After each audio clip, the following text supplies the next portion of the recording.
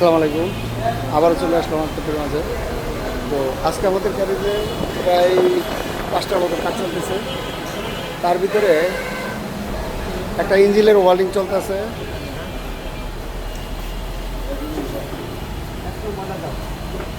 আমাকে এই যে বুড়া ভাই, সে ইঞ্জিনের ওয়ার্লিং করতেছে, খুব দক্ষতার সাথে কাজ করে। আরেকজন আছে পিছনে, আরেকজন আছে এই যে।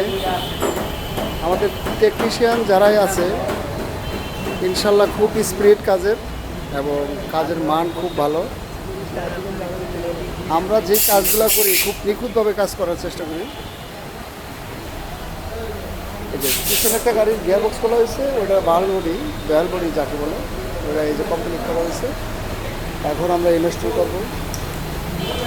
ওই পাশে একটা গাড়ি আছে, ওই গাড়িটা ঢাকার বাইরে থেকে আসছে, প্রায় বর্ডার এলাকা। ওটার ভিডিওটা হয়তো বা আমরা ডেলিভারির সময় করব। সবাই ভালো থাকেন, আল্লাহ হাফেজ।